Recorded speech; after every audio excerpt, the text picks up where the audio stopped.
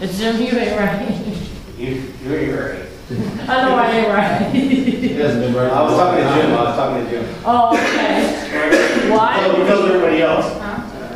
I will say one brief thing. We do have another bowl, and at the end, if anybody wants to throw it for the Collingwood Art Center, that would be much I appreciated. take the apples out of the bowl. And beyond that, I'm very happy to see so many new people here today. It's great. And with that, the next person on our list is Matthew.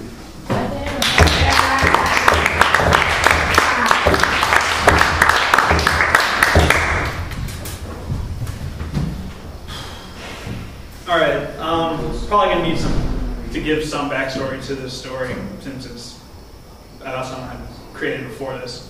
It was a guy named Brody Aaron who was first a teacher, and he had a wife and a loving daughter, happy family, all that nice stuff. And it was all taken away from him by a burglar who ransacked his house, killed his wife and daughter. He went into a psychological breakdown, became a roving alcoholic, and around the 40s or so, I haven't really planned a time yet, he meets a man with a pale skin, bald head, and pointed ears, and his son who looked almost identical other than the lack of older age. And he gave him a chance to be something different.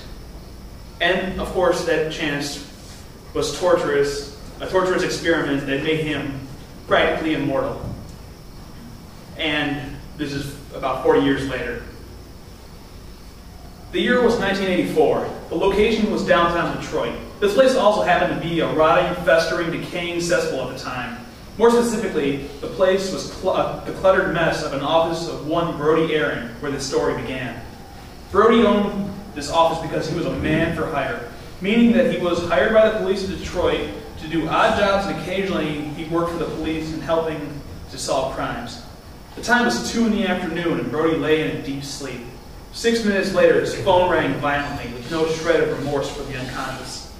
Brody cursed underneath a pile of dirty clothes, pizza boxes, and unopened letters as he fumbled around for the phone.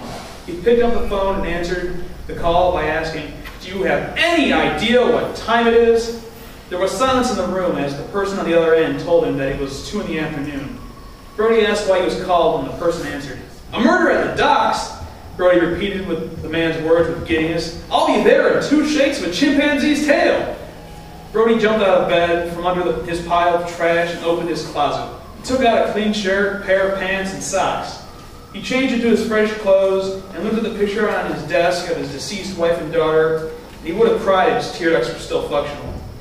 2.5 hours later, Brody arrived at the docks.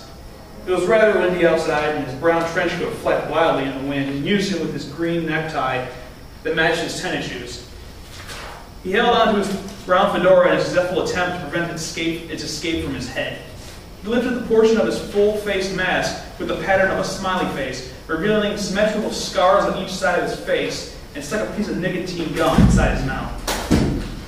Brody cracked his knuckles as he asked the 2 cops at the crime scene what was happening. The whiter police officer, named Steve, told him that it was a murder and that he told him that over the phone. His irritation at the masked man was evident as he kept fussing with his brown mustache. But of course, Brody ignored this obvious sign. Brody crouched next to the cadaver. He poked the body and yelled, "Wake up, you lazy bastard!" And of course, nothing happened. Brody came to the conclusion that the man was in fact dead and asked for his paycheck in a calm voice. Steve's face was growing red with rage. All the pressure residing within his head was released in a rapidly flowing stream of curse words. The younger, timid officer tried to his level best to remind his partner of his high blood pressure and urged him to relax away from Brody. Brody started to dig deep into the jacket pocket of the corpse, where he found a wallet, and he said, "Score! He's got 2 20s. Want one?"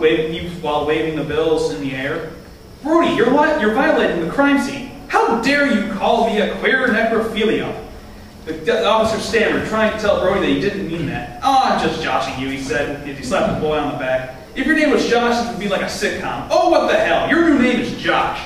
Josh tried in vain to protest his new name, but Brody cut him off by telling him to quit fooling around and asked if there were any witnesses. He told Brody of the dock worker who found the body. Brody crouched once more to examine the body. The corpse was lying on his stomach and was reasonably healthy. The man was bald and had a scar that resembled a headband, which appeared to continue onto the front of his head. Brody flipped the body onto his back and noticed to his dismay that not only did that scar continue onto his forehead, but the man had other cuts on the side of his mouth. This was not the scene of the murder, Brody stated. How do you know? Elementary, my dear Joshua. My name isn't... Don't argue with your superiors, Brody interrupted. I bet that you also find more cuts all over his body. Yeah, we know that. It's just like the other murders, Steve said, returning from his car. There were others like this one? Brody asked, surprised at this news. Yeah, Aaron. There were 3 others just like this. No connection between the 4 of them. Different races, different genders, different occupations, different everything, Steve answered. You won't find a connection, Brody stated. Oh? And how on earth do you know that? Because I know the guy who did this. And who would that be? The same guy that did this to me, Brody answered as he revealed his symmetrically scarred face to the 2 officers. The face appeared to be nearly identical to the cadaver's. Before the 2 could respond, Brody said, I'm off to find where he might be hiding, and strode away from the docks. Brody hopped into his dune buggy that he called his Brody-mobile, or chick magnet on occasion. The engine made multiple rattling sounds that would have made any other sane person want it to be fixed, but not Brody. He preferred that noise to the music on the radio.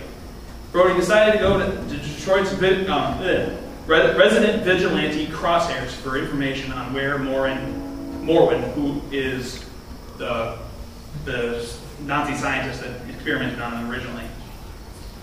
Finding a hero like Crosshairs would be tough for someone who wasn't in danger, so Brody came up with the brilliant, by his standards, plan to activate the silent alarm of a bank and wait inside until Crosshairs arrived.